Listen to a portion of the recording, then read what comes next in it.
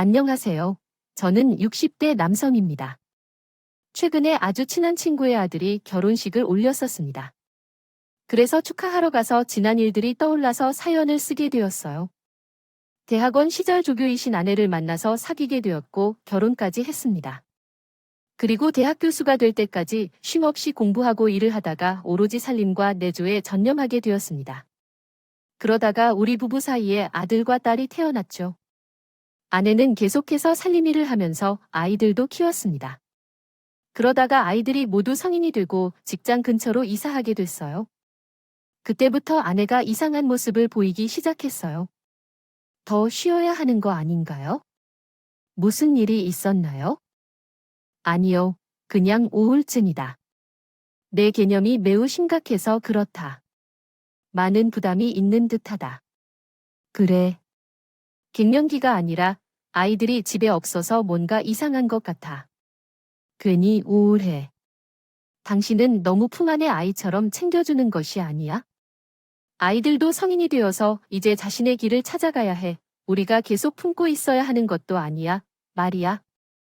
아이들이 없어서 허전한 느낌이 드는데 뭐라고 할까? 내 임무가 다 끝났다는 느낌이 들어. 당신도 알겠지만 집안일을 하고 아이들을 키우는 동안 전적으로 나를 소홀히 해왔어요. 나이가 들어서 아이들도 다 키워서 더 이상 챙겨야 할 것이 없고 이제는 곧 대학교 시절도 떠난 당신이 앞으로 어떻게 해야 할지 모르겠어. 벌써 이 나이에 쓰임을 다한 것 같아. 올해 우울한 일이 더 있나? 이제부터는 교회를 가서 편하고 좋을 것 같고 아이들이 자란 당신은 충분히 시간을 보내면 되는데 왜 우려하는 걸까? 이제는 당신을 생각하면서 살라고 앞으로는 당신만 생각하고 지내면 될 거야. 하고 싶었던 것도 해보지 못한 것도 도와줄 필요가 있으면 내게 말해. 내가 도와줄 테니까. 왜 이러는 거야? 나한테 이런 이야기를 다 하고 우울하다고 그래? 그리고 당신의 말을 듣고 있어서 그동안 수고 많았고 감사해요. 네, 당신이 말한 대로 앞으로는 나 자신을 위해 살아보려고 할게요. 구루 아내는 앞으로 어떤 시간을 보내야 할지에 대해 많은 고민을 하고 있는 것 같았습니다. 여기저기 학원을 알아보기도 하고 공부를 다시 시작하려고 검색해보기도 했어요. 그러다가 그동안 못 만나고 있는 친구들과 다시 연락하게 되었는데 너무 신나서 이야기했어요. 그리고 곧 친구들과 만나기로 하고 무슨 책을 읽었는지 알려주겠다며 기대하고 있더군요. 그리고 드디어 친구들을 만나게 되어 기분이 좋아서 술 한 잔 마시고 집에 들어왔어요. 오랜만에 친구들을 만나서 기분이 참 좋네요. 맛이 짜고 술까지 마셔서 온 괴력의 말이야. 오랜만에 만나서 재미있고 좋았다고 하니 이렇게 좋은 줄 알았으면 미리 만나서 시간을 보낼 걸. 나는 그동안 뭐를 하고 살았는지 몰라. 자식들을 위해 살아본다 해도 이렇게 출가한 끝이란 말이야. 그때 신나는 걸 보니까 기분이 좀 난다. 앞으로는 친구들이랑 종종 만나서 즐겁게 지내기로 해. 그래도 자주 보기로 했어. 아내는 그 이후로 친구들과 자주 만나서 노는 것으로 무리한 일상을 채워나갔습니다. 친구들을 만나고 돌아오면 얼마나 기뻐하는지 세상 살 만날 때 표정도 밝아지고 항상 기분도 좋았어요. 그런 모습을 옆에서 보니 안심이 되었습니다. 아내가 우울증에 걸렸을까 내심 걱정했어요. 친구들을 만나서 기분을 전환시켜줄까 하고 용돈도 넉넉히 주었죠. 그러나 한 번은 자정이 넘어서 새벽에 들어왔어요. 위저가 와 술도 많이 마신 날이었죠. 친구들과 놀다 보니 시간이 어떻게 가는지 몰랐어요. 고아줌마들끼리 모여서 이야기를 시작하면 끝이 없었어요. 그래도 너무 늦게 들어가지 않도록 주의해야겠죠. 세상이 얼마나 위험한지 알아야 해요. 그리고 나가면 항상 수마마쇼수 냄새가 집안 곳곳에 짙게 번져 있었어요. 하이우찬 소리는 다시 내 엄마. 놀다 보면 술도 조금 마실 정도겠지만 그걸로 이래. 언제름 내 생각을 살려달라며. 그건 그렇지만 그런 걱정도 역으로 하는 거야? 아이고, 됐네요. 어떻게 내 걱정을 그렇게 했는지. 맞아, 애도 아니고. 내가 알아서 할 테니까 신경 쓰지 않아도 돼, 요. 그리고 나는 어떻게나 영던쯤 더 주면 어때? 얼마 전에 융통 조전했잖아. 벌써 다 괜찮아. 아니, 저번에 친구들 만났을 때 바깥에서 카페 앞에 나왔는데 한 친구가 그것을 계산했었어. 그런데 친구들이 나를 보고 널 톰이라고 부르지라고 해. 명색이 교수 부인인데 한 번 사야 하는 거 아니냐고. 그동안 친구들 못 만나기도 했고 겸사겸사 내가 한턱 쏟았어. 그러다 보니 돈이 부족해서 나. 아무튼 알겠지. 그럼 부탁할게요. 아내의 말을 듣고 용돈을 주었는데 그 이후로도 수시로 용돈을 더 달라고 했습니다. 처음에는 생활비를 받는 것에서 나눠 쓰기도 하다가 나중에는 아예 더 요구했어요. 그래서 저는 그동안 고생 많이 했으니 노후에는 즐겁게 지냈으면 하는 마음에 아내가 달라는 대로 용돈을 더 주었어요. 그러다 보니 나중에는 아이들 키울 때보다 아내에게 더 들어가는 돈이 많아졌어요. 게다가 친구들과 1박 2일 여행을 가기로 했다며 더 많은 돈을 요구했습니다. 나중에는 아예 집에 제대로 들어오지도 않았고요. 제 전화에는 친구네 집에서 잔다고 하거나 만난 친구들과 여행 중이라고만 대답했습니다. 아이들이 출가한 후에는 모여든 친구들과 많은 시간을 보내며 자신의 일상을 바쁘게 보냈어요. 나중에는 제가 퇴근하고 집에 왔을 때 아내가 없는 것은 당연해졌습니다. 그러다가 어느 날은 옷점을 보고는 신경질을 내더군요. 뭐라도 입을 만한 게 하나도 없어서 왜 그렇게 성질을 내고 그래? 그리고 이 브러쉬 없소 옷장 물건만 차고 넘치는데 뭐해? 단 하나도 입을 만한 게 없는데 안 되겠다. 내일 당장 백화점에 가서 옷이나 사고 신발도 사고 간 김에 가방도 하나 사겠어. 풍술 생각해보니 운 좋게도 찰 놈이랑 만나질 않지. 쉰발 이후에는 가방임을 갑자기 깨달았다. 바람이 불어서 그래요. 그럼 친구들 만나는데 구질구질 안 와 입구가 명색이대가 교수 사모님인데 애들은 얼마나 꾸미고 다녔는지 당신은 모르지. 내 나이 정도면 명품 가방이 수두룩해야 한다고 머리부터 발끝까지 명품으로 휘감아 약품이나 서는 것 국내 친구들 보니까 나이 들수록 더 잘 입고 다니더라. 내가 그동안 집에만 있어서 몰랐던 거야. 알았음. 진짜 꾸미기 바빴지. 그러니까 나는 쇼핑 좀 하게. 당신 카드 좀 줘. 당신. 이번 달에 받아간 용도만 해도 올려인 줄 알아. 그런데 거기다 카드까지 쓴다고 하니 당신이 돈이 없어 뭘 못해. 없어 나한테 그 정도도 못해줘. 정말 선하네. 그동안 내가 누구 때문에 이러고 했는지. 당신이 없었다면 나도 계속해서 공부해 교수가 될 수 있었을 거라고 생각해요. 깊은 뒷생이 눈을 감고 있는데 당신만 보이는 이상한 이런 상황에서 돈 문제로 싸움을 걸고 있다면 그동안 내가 받은 보상이야. 당신은 일하다가 퇴근하면 끝이겠지만 살림에서 퇴근은 어디 있나요? 온종일 가사 일을 하고 아이들을 키우며 당신까지 챙기느라 내 몸은 10개라도 부족했다는데요. 다시 말해, 이게 어떤 말인지 이야기했는데도 그래도 아니라고 생각해요. 무조건 다른 데로 돈을 쓸 수 없는데 이렇게 행동을 계속하다 보면 우리의 노후 자금 또한 사라질 것이라고 생각해요. 당신이 나에게 받았기 때문에 이해가 잘 안 되는 것 같아요.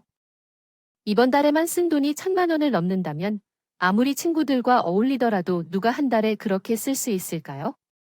상식적으로 이는 당신이 도를 넘은 것입니다. 정말 돈을 가지고 이렇게 방탕하게 행동할 것인가요? 그렇다면 그동안 나눠야 할 내도동비라도 생각해 볼 필요가 있습니다. 그렇지 않으면 노후자금이나 퇴직금이 또 미래의 문제가 될지 모릅니다. 반대로 당신이 퇴직할 때에는 퇴직금이 지급될 것입니다. 그것은 반 나눠야 하는 것입니다. 당신이 교수 생활을 하는 동안 내가 조금이나마 돈을 내준 독도가 있잖아요. 나는 그 정도의 보상을 받을 자격이 있다고 생각합니다. 사람들의 돈에 대한 욕망은 날이 갈수록 심해지고 있습니다. 이제 퇴직금까지 언급할 줄은 몰랐네요. 물론 퇴직금을 받았을 때는 아내와 함께 노후자금으로 사용하려 했지만 이렇게 반을 아예 나눠 달라고 할 줄 몰랐어요. 그러다 보니 돈 문제와 아내와의 갈등이 더욱 심해졌습니다. 그런데 중요한 것은 이런 상황에서 첫째 아들이 결혼을 하게 되었습니다. 정신없이 결혼 준비를 하다 보니 어느새 결혼식 당일이 다가왔어요. 아들의 결혼식에는 감사하게도 제 지인들이 축하해주러 많이 오셨습니다. 그동안 한 번도 놓치지 않고 주변 지인들의 경조사를 챙겨주었던 것이 그런 것일까요? 모두 빠짐없이 축하에 참석해 주셨죠. 그 결과 제 이름으로 들어온 축의금이 상당히 많았습니다.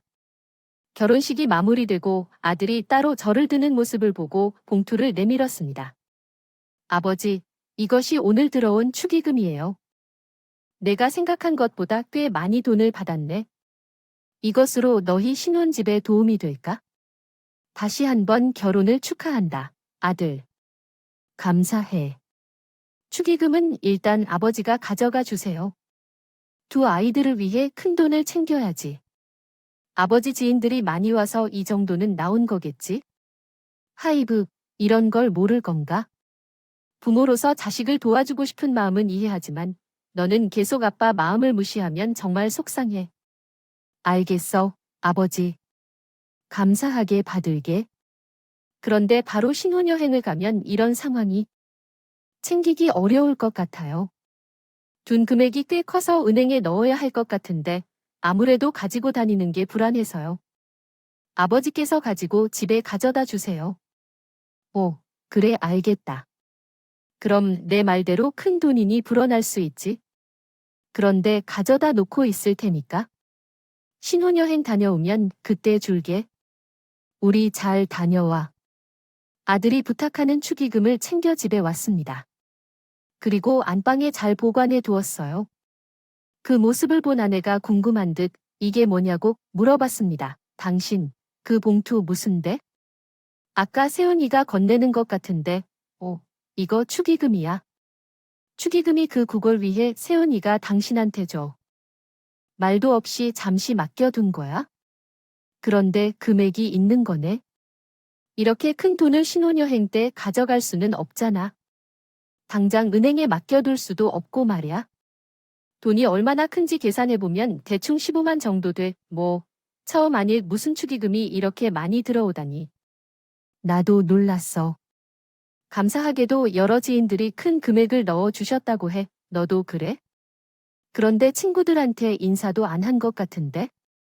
응, 아까 왔었지. 그런데 바빠서 얼굴만 비추고 갔어. 이미 바빠서 그랬는데 고맙다고 전화하려고. 그런데 친구들이랑 전화하면 숫자로 이어진 채로 통화가 길어져. 너 먼저 쉬고 찬한 통화 마치고. 잘 자야겠네요. 알겠어요. 결혼식도 안 하는데 왜 이리 피곤한지요? 쉬고 나 먼저 일찍 잘게요. 아내는 친구들과 함께 놀겠다고 다른 방으로 갔다. 전 많이 피곤했는지 쉬고 누우니 바로 잠이 들었어요. 오래 자다가 어딘가 부딪히는 소리가 들렸어요.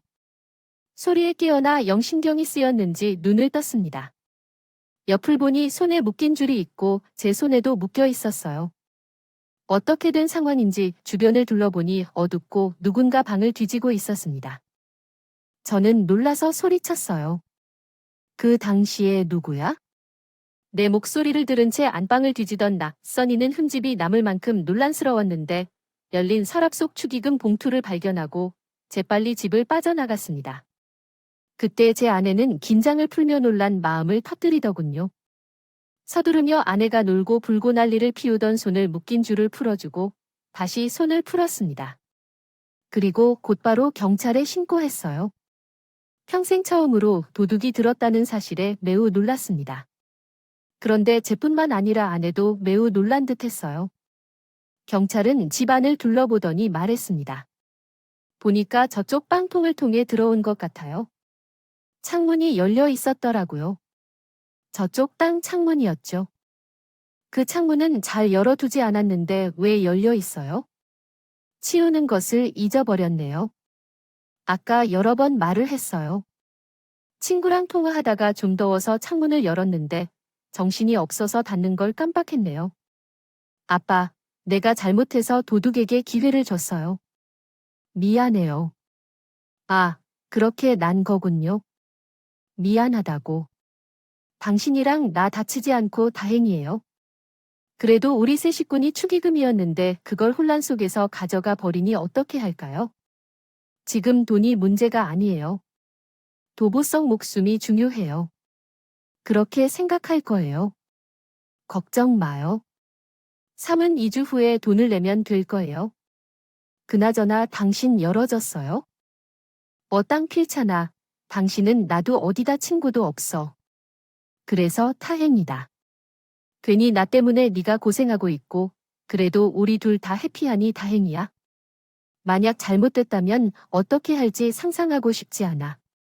그래서 우리 둘 다 어디에도 친구가 없이 다행히도 무사하니까 다행이야. 남은 것들은 경찰이 책임지니까 걱정하지 마세요. 내가 다 해결할게. 오늘은 먼저 문이랑 참을 점검하고 주무시고 우리는 수사한 대로 계속 진행될 거예요.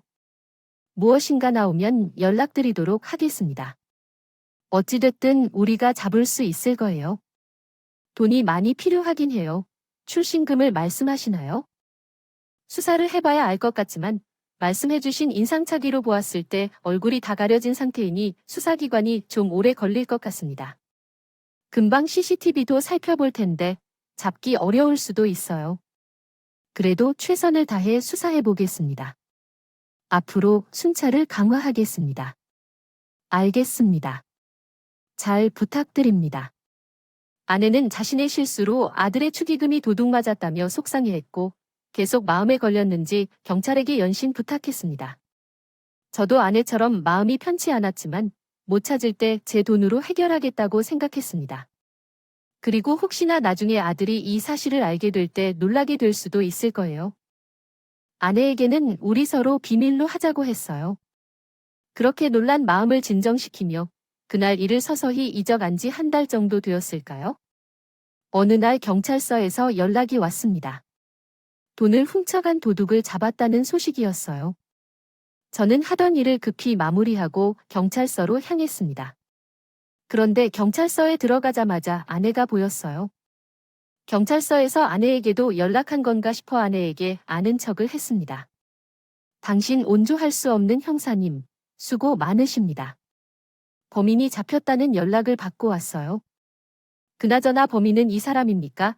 저는 아내 옆에 앉아 고개를 숙여 있는 남자를 향해 말했습니다. 그날 놀랐기 때문에 말이 없어기도 했고 어두워서 잘 안 보이기도 했지만 얼핏 실루엣이 맞는 것 같더군요.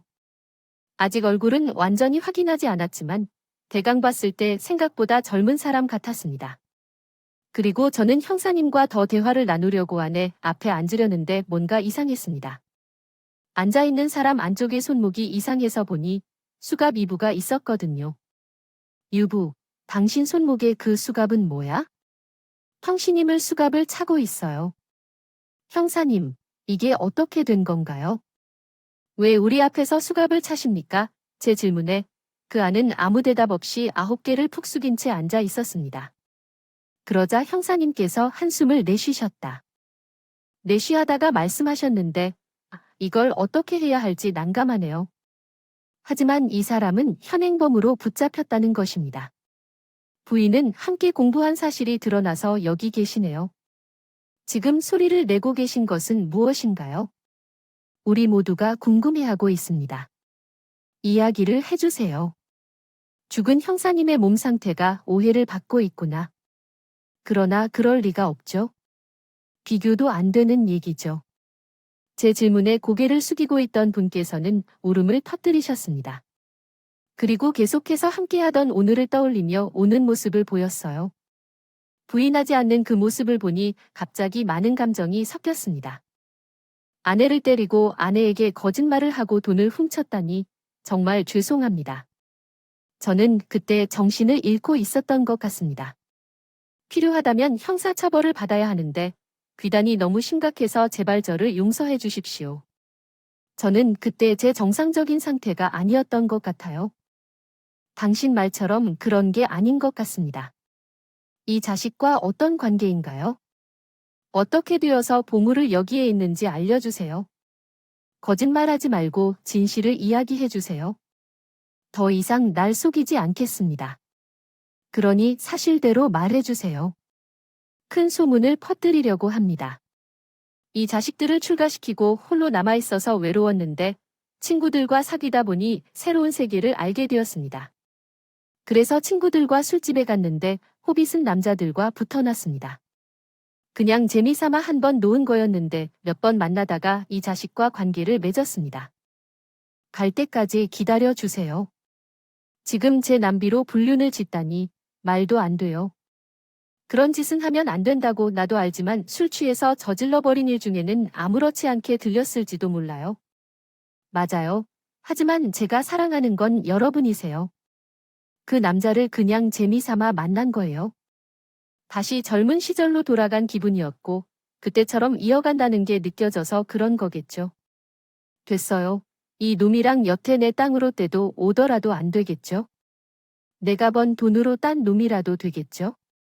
하늘이 무섭지도 않아요. 젊은 놈에게 열심히 도와줬는데 그동안 미쳐 다닐 동안 조금도 나나 자식들을 생각한 적이 없었어요. 여러분이 우리들한테 이럴 줄은 상상도 못했어요. 자식들이 다 나만 보고 살았던 당신이 어떻게 우리 등에 칼을 꽂는 짓을 하지 않았느냐, 이 사실이 아이들에게 알려진다면 받게 될 충격을 생각해봤어요.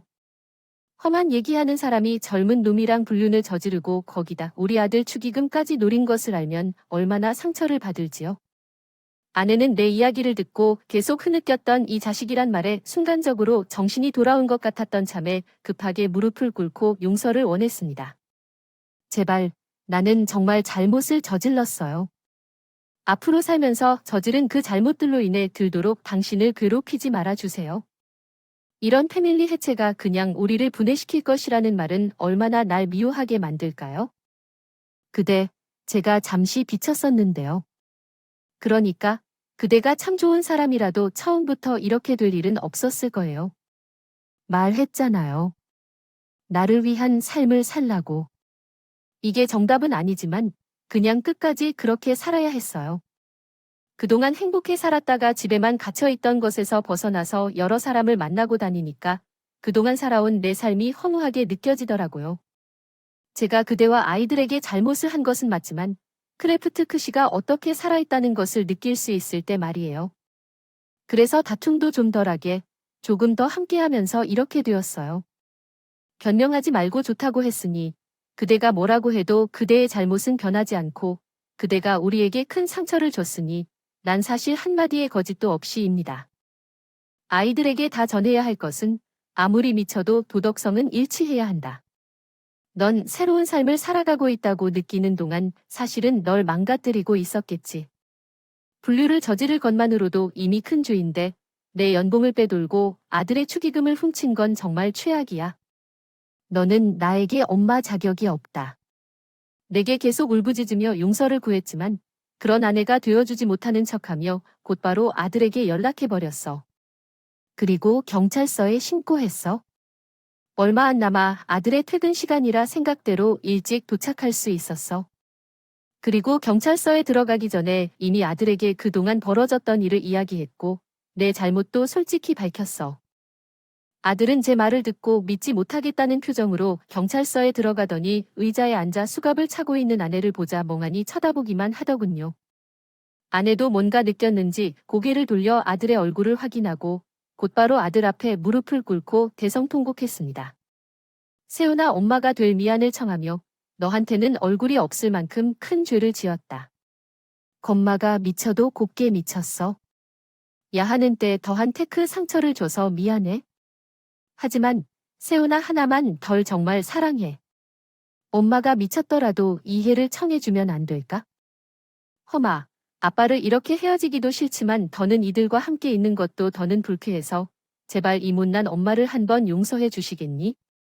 엄마는 커플을 고통스럽게 하고 이들에게 상처를 주며 살게 해주고 혼이 많이 상해 체벌합니다. 진짜 엄마가 이럴 줄 몰랐어요. 아버지의 이야기를 들었을 때는 믿을 수 없었지만 이제 내 눈으로 수갑을 차 있던 엄마 모습을 보니 사실인 줄 알겠네요. 엄마 정말 미안한데 앞으로 더는 엄마를 보고 싶지 않아요. 진짜 내 엄마라는 사람이 이런 인간이라니 참으로 실망스럽습니다. 오만 한정이 다 떨어진 것 같고 창피해요.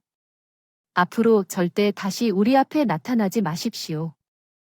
자식으로서 철렁 끝나는 것이 기꺼이 그냥 받을 죄가 있다면 앞으로는 엄마는 없다고 생각하고 살겠습니다. 아버지는 욕을 하고 아들은 차갑게 고개를 돌려 저와 함께 경찰서를 빠져나왔습니다. 아내는 흐느끼며 큰 소리로 우리를 불렀지만 아들과 저는 뒤를 한 번도 보지 않았습니다. 이유는 경찰서에서 용의자로 남은 현행범이 징역을 선고받았고 아내는 공범이었지만 징역을 면할 수 있었다고 합니다. 하지만 상황은 바뀌지 않았어요. 짐을 싸서 집 앞에 모두 내놓고 현관 비밀번호도 변경해 놓았습니다. 아내는 모든 일이 마무리되고 짐을 챙겨 친정으로 갔을 때 상담받은 견해를 통해 아내와 이혼하기로 결정했습니다. 그 이후 아내는 가끔 저에게 연락해 얼굴만 보고 싶다는 메시지를 보내기도 했지만 우리 가족은 아내에게 등을 돌렸습니다. 더 이상 책 속에는 없고 아이들에게는 엄마가 더는 없으니까요. 오랜만에 친구 아들의 결혼식을 다녀오면서 그때의 기억이 떠올라 이렇게 글을 쓰게 되었습니다. 지난 일에서는 시간이 흘렀지만 그때의 일들을 돌이켜보면 여전히 놀랍습니다. 저는 교수 자리를 내려놓고 여행을 다니며 편안한 노후를 보내고 있습니다. 여러분도 평안한 삶을 보내길 바라며 지금까지 제 이야기를 들어주셔서 감사합니다.